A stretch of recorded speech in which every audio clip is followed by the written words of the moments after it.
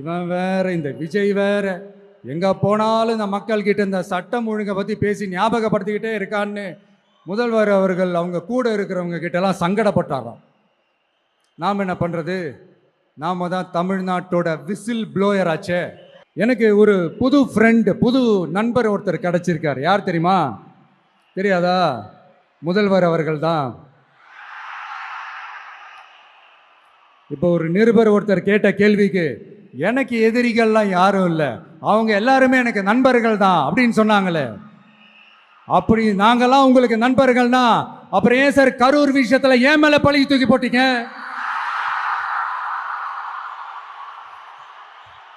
உங்களுக்கு மனசாட்சின்னு ஒண்ணு இருந்தா அப்படி பேசிருப்பீங்களா? எனக்கு எதிராக செய்யற ஒவ்வொரு செயலும் அது மக்களுக்கு எதிராக செய்யற செயல் அவங்களுக்கு தெரியாம போச்சு. இந்த விஜயும் மக்களும் வேறு வேறு இல்லை.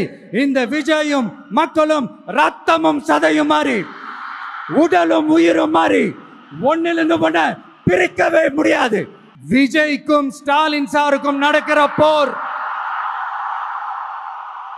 தமிழ்நாடு தான் விஜய், இந்த விஜய் தான் தமிழ்நாடு. தூய சக்தி டிவிகேவுக்கும் தீய சக்தி டிஎம்கேவுக்கும் தான் இந்த போர். மக்களே, உங்களுக்காக மட்டுமே தான் வர தடைகள், சதிகள், சூழ்ச்சிகள் எல்லாத்தையும் தாண்டி இந்த 2026 இந்த தேர்தலில் டிவிகே தில்லா நிற்கும். எனக்கு அரசியல் தெரியலன்னு சொன்னா அது மக்களுக்கு அரசியல் தெரியலன்னு சொல்ற மாதிரின்னு. என்ன அசிங்க அசிங்கமா பேசினா அது மக்கள் அசிங்க அசிங்கமா பேசுற மாதிரின்னு.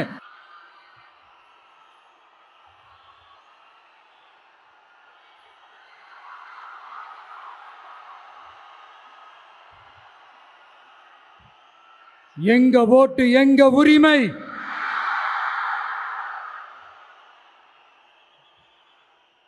எங்களை யாரும் விலைக்கு வாங்க முடியாது.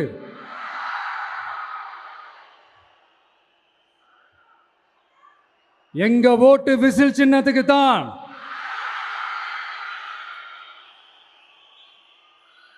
யாரையும் நம்பி ஏமாற மாட்டோம். எங்க வார்த்தையிலிருந்து மாற மாட்டோம். இது நிஜம். தேங்க்யூ.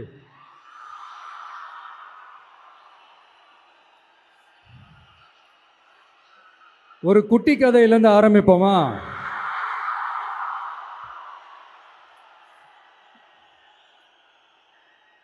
ஒரு பெரிய ஊரு, ஒரு 4 ரோடு ஜாயிண்ட் ஆகிற மாதிரி ஒரு ஜங்ஷன்,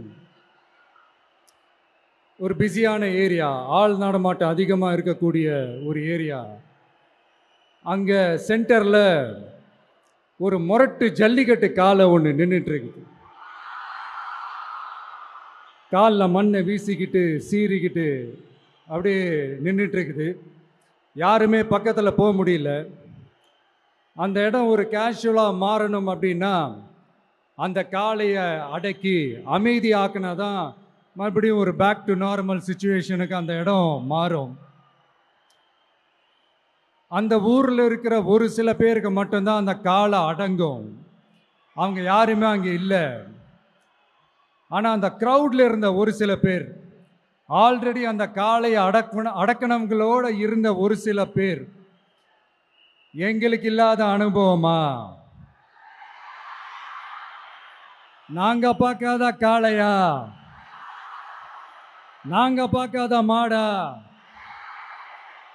நாங்க போய் அடக்குறோம்னு சொல்லிட்டு உள்ள போறாங்க. ஒருத்தராலையும் அந்த காளையை தொடக்கூட முடியல.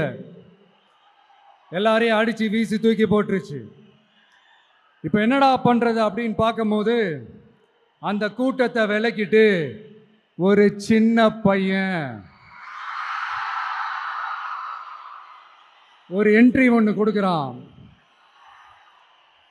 உங்களுக்கு தான் தெரியும்ல, டேய் எங்களாலே முடியல, நீ எல்லாம் என்னத்தை போய் கிழிக்க போற? எங்களுக்கு அவ்வளோ அனுபவம் இருக்குது, நாங்களே அடிபட்டு ஓரமாக படுத்து கிடக்கிறோம்.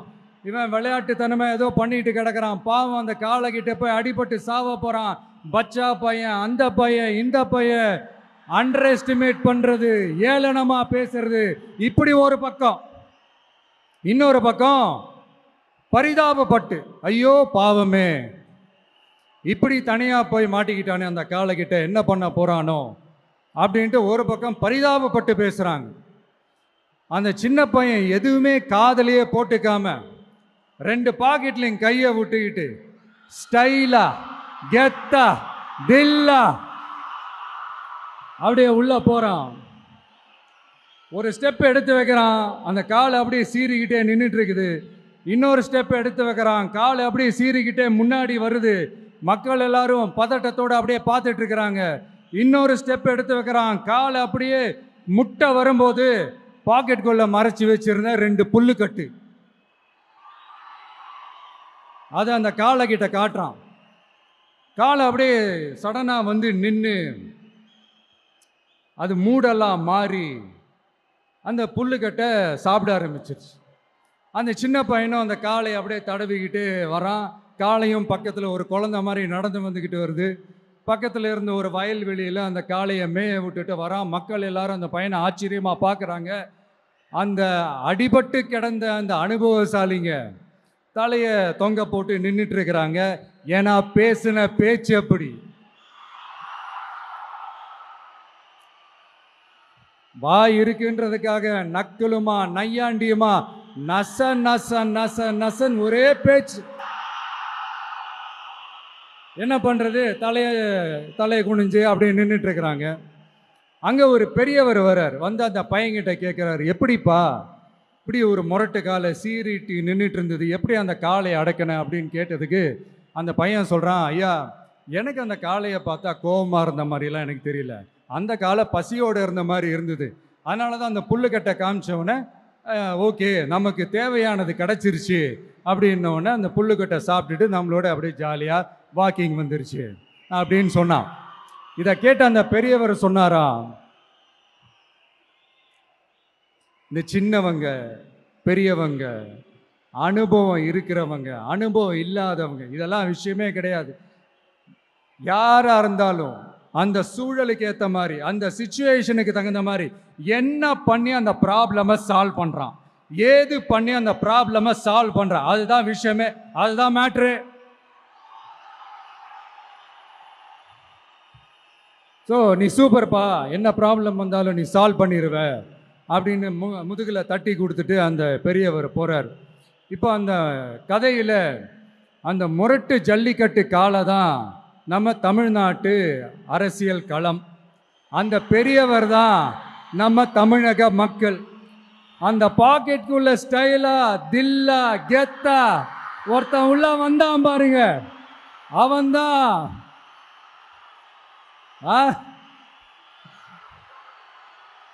நான் இல்லைங்க, நான் இல்லை, நானு நீங்க நாம எல்லாருமா சேர்ந்து மாபெரும் மக்கள் சக்தியா இருக்கக்கூடிய நம்ம டிவிகே,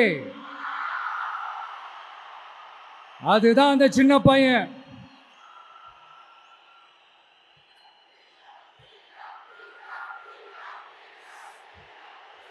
தேங்க்யூ தேங்க்யூ தேங்க்யூ.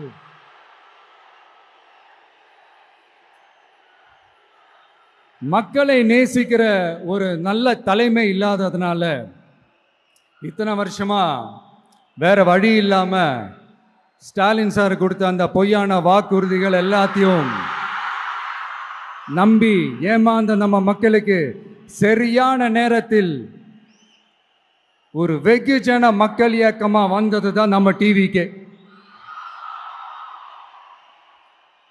அந்த முரட்டு ஜல்லிக்கட்டு கால கதை ஏன் சொன்னோம், எதுக்கு சொன்னோம், யார் யாருக்கெல்லாம் சொன்னோங்கிறது புரிய வேண்டியவங்களுக்கு புரியும்னு நினைக்கிறேன்.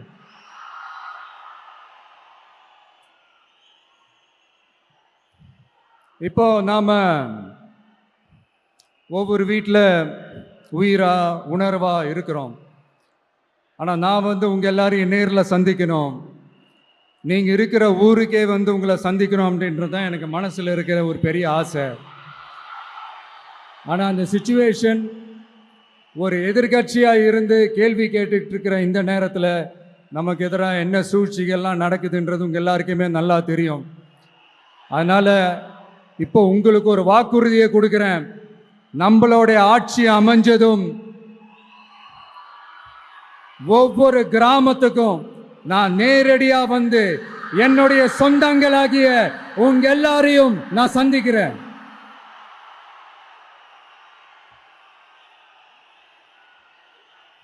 கொஞ்ச நாளைக்கு முன்னாடி நம்ம ஸ்டாலின் சார் ஒரு உருட்டு ஒன்று உருட்டினாரு, நீங்க கேள்விப்பட்டிருப்பீங்க. இப்போ வரப்போற எலெக்ஷன் எதுக்கான எலெக்ஷன்? நம்ம சட்டமன்ற தமிழ்நாடு சட்டசபைக்கான ஒரு தேர்தல் இல்லையா? இதே வந்து தமிழ்நாட்டுக்கும் டெல்லிக்குமான ஒரு எலெக்ஷன் அப்படின்னு சொல்றாங்க. இன்னும் கொஞ்சம் மேலே போய் தமிழ்நாட்டுக்கும் என்டிஏவுக்குமான ஒரு எலெக்ஷன் அப்படின்னு சொல்றாங்க. என்ன சார், டெல்லியில் ஏதாவது நிற்க போறீங்களா? அப்புறம் ஏன் தமிழ்நாட்டுக்கும் டெல்லிக்குமான ஒரு எலெக்ஷன் சொல்றீங்க? அப்புறம் இது ஏதாவது பார்லிமெண்ட் எலெக்ஷனா? பிரதமர் பதவிக்கு ஏதாவது போட்டி போடுறீங்களா? அப்புறம் ஏன் தமிழ்நாட்டுக்கும் என்டிஏவுக்குமான ஒரு எலெக்ஷன் சொல்றீங்க? எங்களுக்கு புரியலையே சார், இது என்ன லாஜிக்னு எங்களுக்கு புரியலையே. எந்த எலெக்ஷனை எப்படி டீல் பண்ணணும், எப்படி ஹேண்டில் பண்ணணுன்றது நம்ம தமிழ்நாட்டு மக்களுக்கு தெளிவாக தெரியும். நம்ம தமிழ்நாட்டு மக்கள் மாதிரி ஒரு தெளிவான மக்களை நீங்க பார்க்கவே முடியாது. சூப்பர் கிளாரிட்டியோட சூப்பர் மக்கள் சார் நம்ம மக்கள். இந்த போருக்கு போறதுக்கு முன்னாடி தான் இந்த படை பரிவாரங்களோட போவாங்கன்னு கேள்விப்பட்டிருக்கிறேன். ஆனா நீங்க என்னடானா இந்த ஒன்றுத்துக்கும் உதவாத இந்த பால் டப்பாவை உருட்டிக்கிட்டு இருக்கீங்களே சார்.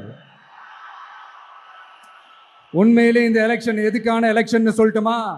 தமிழ்நாட்டு மக்களுக்கும் ஊழலுக்கும் நடக்கிற போர், தமிழ்நாட்டு மக்களுக்கும் லஞ்சத்துக்கும் நடக்கிற போர், தமிழ்நாட்டு மக்களுக்கும் இந்த நிர்வாகத்தை சரியா செய்யாத இந்த திமுக அரசுக்கும் நடக்கிற போர், அதாவது தமிழ்நாட்டு மக்களுக்கும் உங்க ஆட்சிக்கும் நடக்கிற போர், தமிழ்நாட்டு மக்களுக்கும் ஸ்டாலின் சாருக்கும் நடக்கிற போர். இன்னும் சுருக்கமா சொல்லணும்னா விஜய்க்கும் ஸ்டாலின் சாருக்கும் நடக்கிற போர்.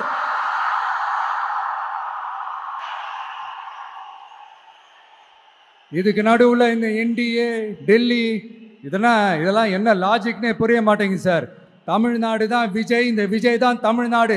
தூய சக்தி டிவிகேவுக்கும் தீய சக்தி டிஎம்கேவுக்கும் தான் இந்த போர்.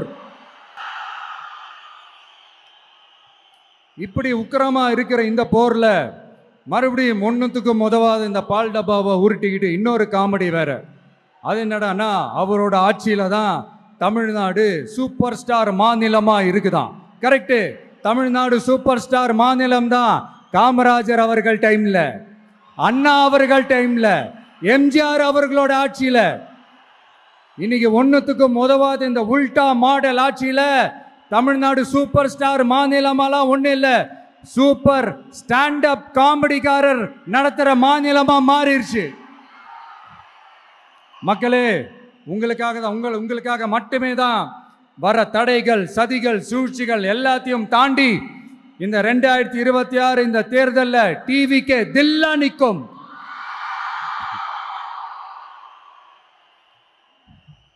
இதுவரைக்கும் நடந்த எலெக்ஷன் வேற, இப்போ நடக்க போற எலெக்ஷன் வேற. ஒவ்வொரு 5 இயர்ஸுக்கும் நடக்கிற எலெக்ஷன் மாதிரி இதை நினைச்சிடாதீங்க.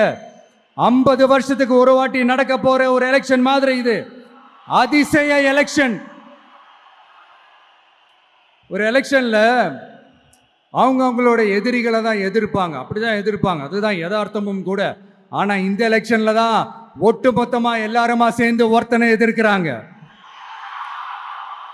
ஒட்டுமொத்தமா எல்லாருமா சேர்ந்து இந்த விஜயை எதிர்க்கிறாங்க. ஏன்னா இந்த விஜய் ஊழலை எதிர்க்கிறான், லஞ்சத்தை எதிர்க்கிறான், மக்களோட மக்களா நிக்கிறான். அந்த மக்கள் அவன் கூட நிக்கிறாங்க. அந்த காண்டு எப்படி? அந்த காண்டு தான் ஒட்டுமொத்தமா எல்லாருமா சேர்ந்து ஒருத்தனை எதிர்க்க காரணம். நீங்க எப்படி வேணா எதிர்த்துக்காங்க, ஆனா போட்டி 2 பேருக்கு நடுவுல தான். ஒண்ணு இன்னொன்னு. இந்த எலெக்ஷன் டேல மேக்சிமம் என்ன பண்ணுவீங்க? போவீங்க, ஓட்டு போடுவீங்க, வருவீங்க, அவ்வளவுதான் உங்களுடைய பார்ட்டிசிபேஷன். ஆனா இந்த எலெக்ஷன்ல நீங்க பங்கெடுத்துக்க போறீங்க. எஸ், உங்க வீட்டில் இருக்கிற ஒரு விஜய் தான், உங்க வீட்டில் இருக்கிற ஒரு விஜய் தான் வேட்பாளரா நிக்க போறாங்க. உங்க வீட்டில் நிக்கிற ஒரு வேட்பாளர்னா அப்போ உங்க வீட்டில் இருக்கிற மற்றவங்க எல்லாருமே வாக்காளர்கள் தானே. உங்க அம்மா, உங்க அப்பா, உங்க அண்ணன், உங்க தம்பி, உங்க சொந்தம் டிவிக்கே வேட்பாளர் அப்படின்னா அப்போ உங்க ஓட்டு விசில் சின்னத்துக்கு தான் எல்லாருக்குமே தெரியும். ஏன் நம்மளோட எதிரிங்களுக்கு கூட அது நல்லாவே தெரியும். அதனாலதான் நமக்கு எதிராக அவ்வளவு அவதூறு பரப்புறாங்க.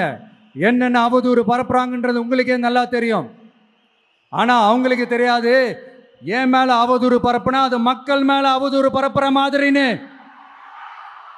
எனக்கு அரசியல் தெரியலன்னு சொன்னா அது மக்களுக்கு அரசியல் தெரியலன்னு சொல்ற மாதிரின்னு.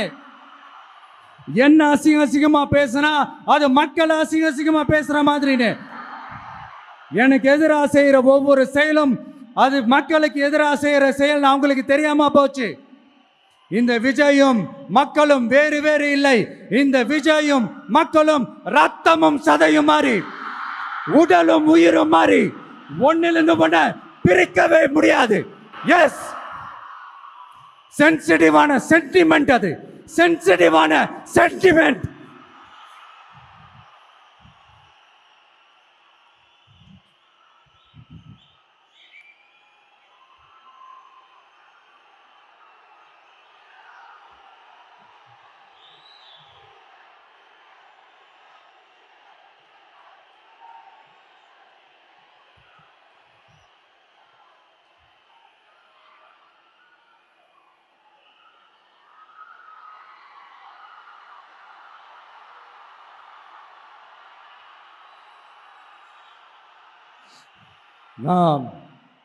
சாரி,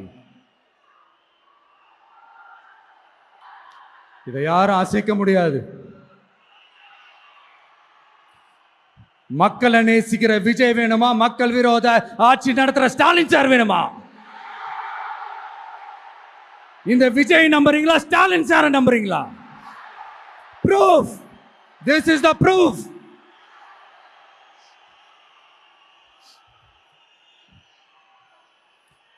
இந்த தீய சக்தி, ஊழல் சக்தி, இதெல்லாம் ஏன் சொல்கிறோம், எதுக்கு சொல்கிறோம், யாரை சொல்கிறோன்றதெல்லாம் மக்களுக்கு தெளிவாக தெரியும். அதே மாதிரி டிவிகேவுக்கு போட்டி டிஎம்கே தான்றதும் மக்களுக்கு தெளிவாக தெரியும். அப்படி இருக்கும்போது நாம் ஏதாவது பேசுனா வாண்டடாக சில பேர் வந்து வண்டியில் ஏறி உட்காந்துக்கிறாங்க. ஆமாம், வாண்டடாக சில பேர் வண்டியில் ஏறி உட்காந்துக்கிட்டு குரல் கொடுக்குறாங்க. சீரியஸாக ஒரு போட்டி நடந்துக்கிட்டு இருக்கும் போது இங்கே காமெடிக்கெல்லாம் இடம் இல்லை பாஸ். இதெல்லாம் மக்களுக்கு தெளிவாக தெரியும். இந்த நேரத்தில் ஒரு சீரியஸ் கேள்வியை இன்னைக்கு இருக்கிற மிகப்பெரிய அரசியல்வாதிங்க கிட்ட கேட்கணும்னு நான் நினைக்கிறேன். நீங்கள் அரசியலுக்கு வர்றதுக்கு முன்னாடி உங்ககிட்ட இருந்த சொத்து எவ்வளோ? அரசியலுக்கு வந்ததுக்கு அப்புறம் இன்னைக்கு உங்ககிட்ட இருக்கிற சொத்து எவ்வளோ? அதை ஓப்பனா டிக்ளேர் பண்ண முடியுமா? அப்படி வந்த காசெல்லாம் என்னென்ன தொழில் செஞ்சு வந்துச்சு, என்ன வேலை செஞ்சு வந்துச்சு, உண்மையிலே நீங்க உழைச்சி சம்பாதிச்ச காசா, இல்ல ஆட்சி அதிகாரத்துக்கு வந்ததுக்கு அப்புறம் ஆட்டைய போட்ட காசா? இதெல்லாம் ஓப்பனா டிக்ளேர் பண்ண முடியுமா? இதெல்லாம் நம்ம கேட்டா எல்லா ஊழல்வாதிகளும் ஒன்னா சேர்ந்து நம்ம மேல சேத்தவாரி வீசுவாங்க. அதை பற்றிலாம் நமக்கு கவலை இல்லை. ஏன்னா நாம யாருன்னு மக்களுக்கு நல்லாவே தெரியும். எனக்கு ஒரு புது ஃப்ரெண்டு, புது நண்பர் ஒருத்தர் கிடைச்சிருக்கார். யார் தெரியுமா? தெரியாதா? முதல்வர் அவர்கள் தான். இப்போ ஒரு நிருபர் ஒருத்தர் கேட்ட கேள்விக்கு எனக்கு எதிரிகள்லாம் யாரும் இல்லை, அவங்க எல்லாருமே எனக்கு நண்பர்கள் தான் அப்படின்னு சொன்னாங்களே. அப்படி நாங்கெல்லாம் உங்களுக்கு நண்பர்கள்னா அப்புறம் ஏன் சார் கரூர் விஷயத்துல ஏன் மேல பழி தூக்கி போட்டீங்க?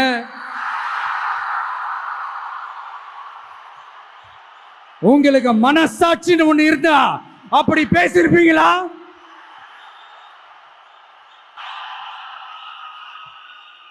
அப்படி நாங்களாம் உங்களுக்கு நண்பர்கள்னா ஒரு ஈவெண்ட், ஒரு ஃபங்க்ஷன் நடத்துறதுக்கு ஒரு இடமோ ஒரு பர்மிஷனோ ஏன் கொடுக்க மாட்டேன்றீங்க? எல்லாத்தையும் நீங்களே பண்ணிட்டு போற போக்கில் அப்படியே பொய்களா அடிச்சு விட்டுக்கிட்டு இருக்கீங்க. உங்களோட உண்மையான நண்பர்கள் யாருன்னு சொல்லட்டுமா? லஞ்சம், ஊழல், அரசியல் ஆதாயம், இதெல்லாம் தான் உங்களோட உண்மையான நண்பர்கள். பர்சனலாக நீங்கள் எப்படி வேணால் இருந்துக்கோங்க சார், நமக்கு அதை பற்றி கவலை இல்லை, நமக்கு அது அவசியமும் இல்லை. ஆனால் உங்கள் ஆட்சி தான் தப்பான ஆட்சி, தமிழ்நாட்டுக்கு தேவையில்லாத ஆட்சி. கொஞ்ச நாளைக்கு முன்னாடி கற்பனையாக ஒரு விஷயம் ஒன்று சொன்னேன். இந்த முதல்வர் கூட விசில் சின்னத்துக்கு தான் வாக்களிப்பார் அப்படின்ட்டு கற்பனையாக ஒன்று சொன்னேன். ஆனால் இன்னைக்கு நிஜமாவே நமக்கு ஆதரவா ஒரு கோஷத்தை எழுப்பியிருக்கிறாங்க. அது என்ன தெரியுமா? எங்க வாக்கு சாவடி வெற்றி வாக்கு சாவடியா. அதுக்கு அர்த்தம் என்ன தெரியுமா? எங்க வாக்கு சாவடி விஜய் வாக்கு சாவடின்னு அர்த்தம்.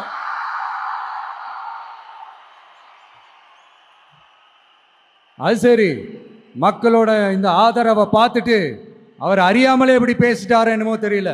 50 வருஷம் எக்ஸ்பீரியன்ஸ் அரசியல்ல, உண்மை என்னன்னு ஒத்துக்கிட்டு தானே ஆகணும்.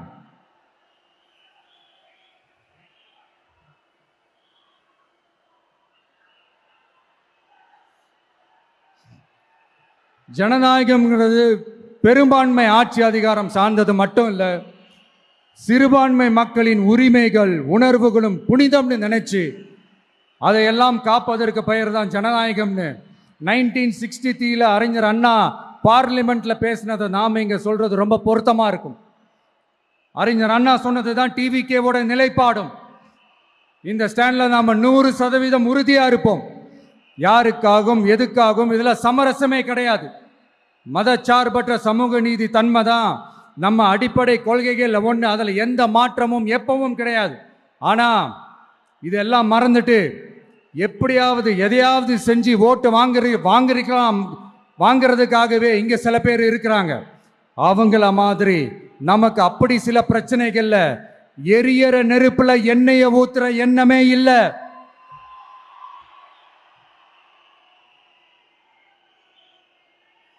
இங்க சில அரசியல் கட்சிகளும் சில அரசியல் தலைவர்களும் ஒரு சில நேரங்களில் அமைதியா இருந்தாலே போதும், ஒரு பிரச்சனையும் வராது. இப்போ கரண்ட்ல இருக்கிற சில பிரச்சனைக்கு வருவோம். இந்த கரண்ட் பிரச்சனைக்கு வருவோம். மாசம் மாசம் கரண்ட் பில்லு கட்டுற மாதிரி மாத்துவோம்னு சொன்னீங்களே, செஞ்சீங்களா? நிறைய வீடுகளில் 100 யூனிட் தான் அந்த கரண்ட்டு செலவாகுது ஒரு மாதத்துக்கு. மாதம் மாதம் நீங்கள் அந்த பில்லு கொடுத்தீங்கன்னா அவங்களுக்கு அது ஃப்ரீ ஆகிடும். அவங்க அந்த காசை கட்ட தேவையே இல்லை. ஆனால் 2 மாதத்துக்கு ஒரு வாட்டி அந்த பில்லு கொடுத்தீங்கன்னா, இப்போ சப்போஸ் அது 200 யூனிட்டுக்கு மேலே போச்சுன்னா அது அவங்களுக்கு ஒரு மிகப்பெரிய சுமை தானே. இது எந்த கணக்கில் எடுத்துக்கிறது? ஒரு மாதிரி ஒரு மாடர்ன் கரப்ஷன் அப்படின்னு எடுத்துக்கலாமா? அடுத்து பஸ் வசதி. நிறையா கிராமங்களில் பஸ் வசதி இல்லைன்னு சொன்னால் இந்த ஒட்டுமொத்த திமுக அரசும் கத்திக்கிட்டு வந்துடுவாங்க. நாங்கள் பஸ் விடாத கிராமங்களே இல்லை அப்படின்னு சொல்லுவாங்க. அப்படி அது உண்மை அப்படின்னா முதல்வர் அவர்கள்கிட்ட நம்ம தங்கச்சி ஒருத்தவங்க ஒரு கேள்வி கேட்டாங்களே, எங்க ஊருக்கு ஒரு மினி பஸ்ஸாவது விடுங்க சார் அப்படின்னு கேட்டாங்களே, அது எந்த கணக்கில் எடுத்துக்கிறது? நிறைய மலை கிராமங்கள்ல பஸ் வசதி இல்லை, நிறைய மலை கிராமங்களில் ஹாஸ்பிட்டல் வசதி இல்லை. இது ரெண்டுமே எவ்வளவு முக்கியமான ஒரு விஷயங்கள். பஸ் வசதியும் ஹாஸ்பிட்டல் வசதியும் இல்லாததுனால வீட்டிலேயே பிரசவம் பார்க்குற அந்த ஆபத்து இருக்குதுன்னு எவ்வளோ நியூஸ் பார்க்குறோம். இதெல்லாம் எந்த கணக்கில் சேர்த்துக்கிறது? அடுத்து இது எல்லா மீட்டிங்லையும் பேசுகிறதான், பெண்களுக்கு பாதுகாப்பு நம்பர் 1 இருக்குது தமிழ்நாட்டில் அப்படின்னு சொல்கிறாங்க. அப்புறம் அது என்ன, வி சேஃப் மாடலா? பெண்கள் என்ன சொல்றாங்க தெரியுமா? அது வி சேஃப் மாடல் இல்ல, வி ஆர் நாட் சேஃப் மாடல்னு சொல்றாங்க. இப்படி இருக்கிறப்போ தமிழ்நாட்டில் எங்க போனாலும் பெண்களுக்கு பாதுகாப்பு அப்படியே கொட்டி கிடக்குதான். இப்படி சொன்னா எப்படி சார்? கேட்கிறவங்க என்ன கேசரி சாப்பிட்றாங்க நினைச்சீங்களா?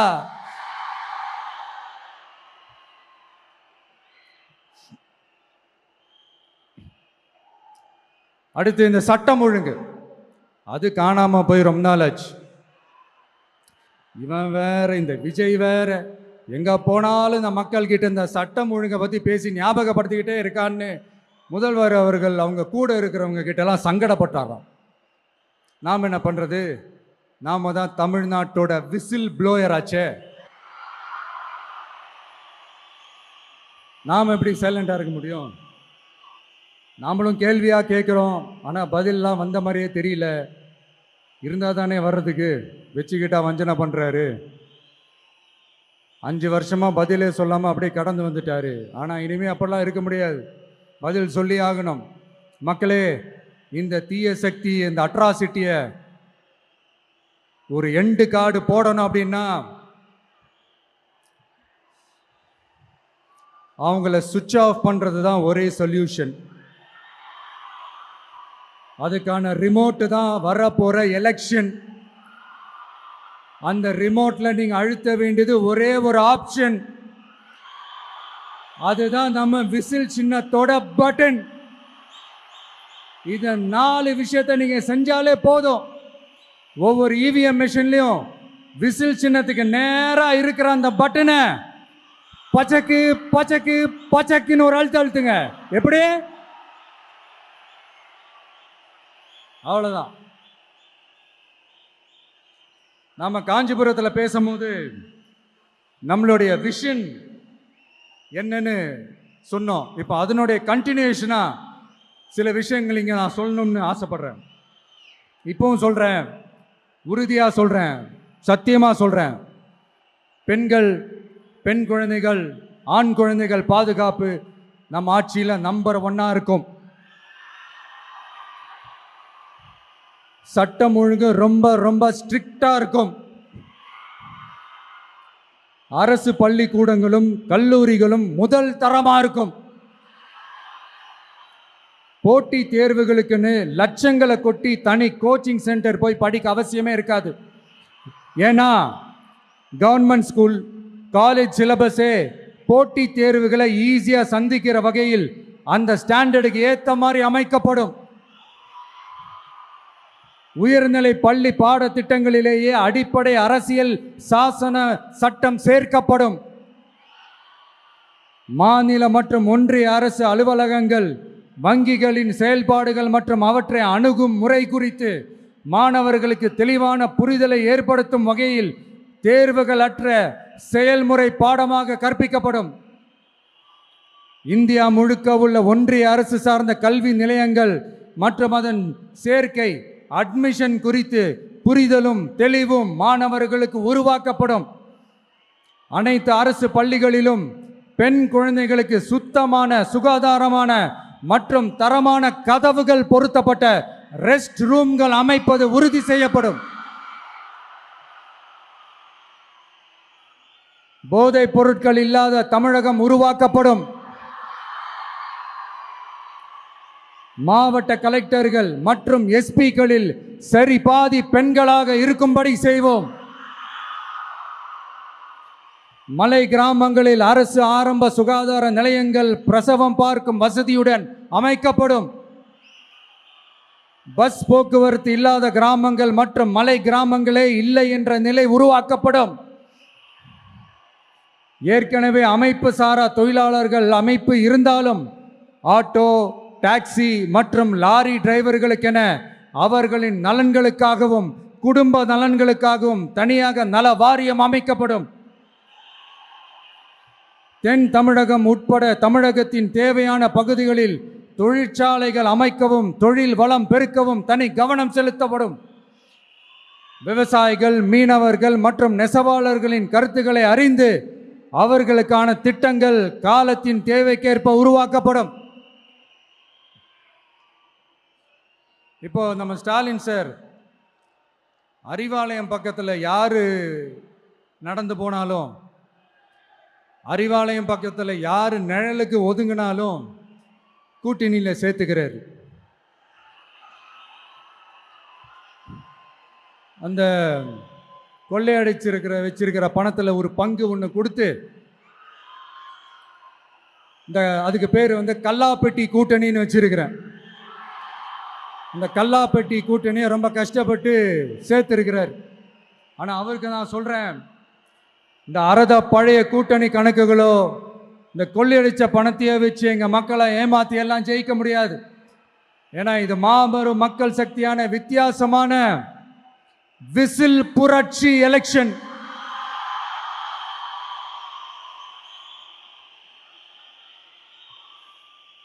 உங்களோட நான் இருக்கேன், நம்மளோட நம்ம மக்கள் இருக்கிறாங்க. இதுக்கு மேல என்ன வேணும்? கான்பிடென்ட்டா இருங்க, நல்லதே நடக்கும், வெற்றி நிச்சயம். மீண்டும் சந்திக்கும் வரை நன்றி, வணக்கம்.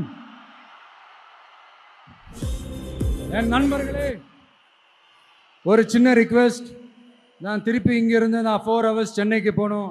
தயவு செஞ்சு யாரும் என் வண்டிக்கு பின்னாடியோ என் வண்டி சைட்லேயோ பைக்கில் வராதிங்க. உங்களை நான் கெஞ்சி கேட்டுக்கிறேன். தேங்க்யூ.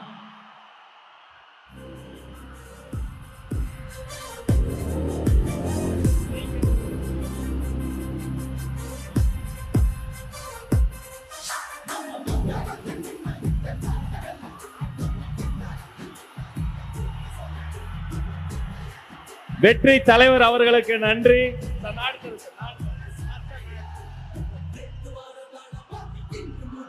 வேலூர் கழகத்தின் சார்பில் மாவட்ட கழக செயலாளர்கள் அண்ணன் வேல்முருகன் வெற்றிவேல் வீரவேலை வழங்குகிறார். அவரோடு நவீன், வினோத் கண்ணன், இமுத்தியாஸ், தனசேகர் அத்தனை பேரும் சிறப்பு பரிசுகள் வழங்குகிறார்கள். ஒரு கையில் வேல், ஒரு கையில் வெற்றி வாள்.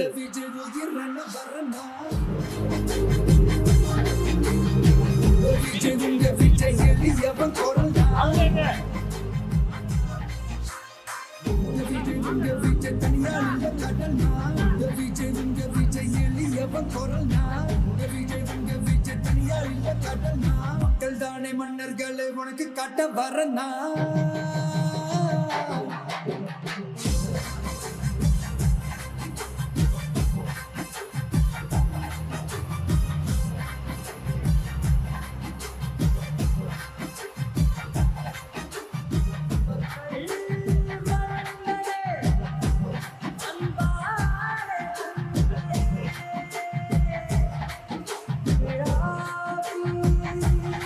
வேலூர் கழகத்தின் சார்பில்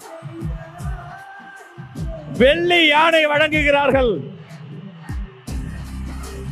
இது வெள்ளி யானை மட்டுமல்ல, வேலூர் வழங்கிய வெற்றி யானை.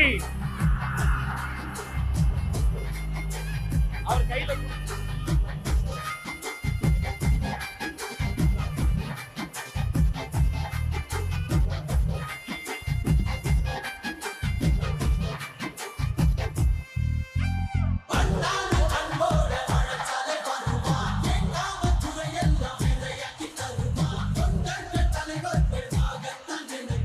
வேலூர் கழகத்தின் சார்பில் தங்க கோயிலும்